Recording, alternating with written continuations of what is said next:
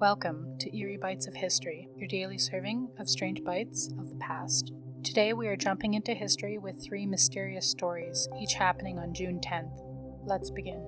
On June 10th, 1941, investigators collected soil and leaf mold samples from a plantation where 3-year-old Christina Macari's body was discovered in Wales. Christine had gone missing on May 17th outside her family's home in Pontypridd, a mining town in South Wales. She had been suffocated, and the post-mortem examination revealed disturbing findings. Her stomach contained scraps of newspaper and traces of chocolate, suggesting a grim and twisted final interaction with her killer.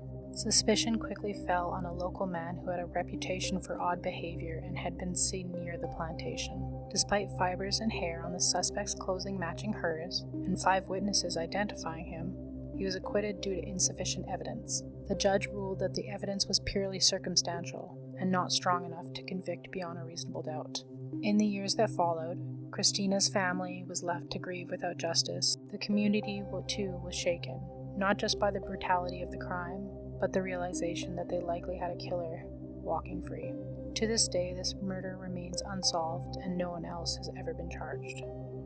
On June 10, 1977, James Earl Ray, the convicted assassin of Dr. Martin Luther King Jr., escaped from Brushy Mountain State Prison in Tennessee. Along with 6 other inmates, he broke out by sawing through a window and disappearing into the surrounding mountains. A massive manhunt followed involving helicopters, bloodhounds, and hundreds of officers. Ray was recaptured 3 days later, just 8 miles from the prison, injured and exhausted. Though short-lived, the escape raised major questions about the prison's security and fueled long-standing conspiracy theories about King's assassination. Ray had long claimed that he was set up as a scapegoat, and the escape only deepened the mystery surrounding his role and whether others were involved in the killing. Ray's escape wasn't just a security failure. It rekindled doubts about the official story, having people question both his conviction and his attempted escape.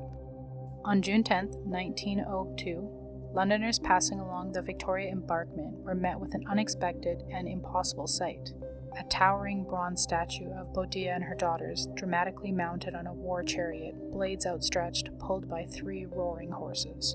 The sculpture, created by Thomas Tonikoff, depicts the legendary Celtic queen who led the fierce rebellion against the occupying Roman forces in 60 to 61 AD, one of the most iconic uprisings in British history. What made this event particularly eerie was not just the statue's bold imagery, it was the way it appeared. Though Thornycroft had completed the model decades earlier, he died in 1885 without ever seeing it cast in bronze. For years, the statue remained hidden from public view, locked in bureaucratic limbo. Then, suddenly, without public fanfare, it was installed and unveiled with no formal ceremony in the early morning hours. No gathering, no ribbon cutting, no speeches, just silent arrival of the fearsome queen cast in metal, glaring across the River Thames towards the side of Westminster. To many Victorians and early Edwardians, presence felt ominous, as though a symbol of resistance had resurrected in uncertain times. The statue itself is commanding and violent. Boadicea stands high on her chariot, arms outstretched, her daughters clutching at her sides, with spiked wheels suggesting readiness for destruction. The lack of a ceremony, the execution of the artist's vision, and the statue's fiery energy all led to unsettling quality to its presence. Was it quiet homage or a spectral warning left to watch over Parliament, a queen who once burnt down London, now eternally gazing upon it? Like your history snack-sized? Drop a comment with your favorite bite and subscribe. Join us daily for your eerie dose of the past.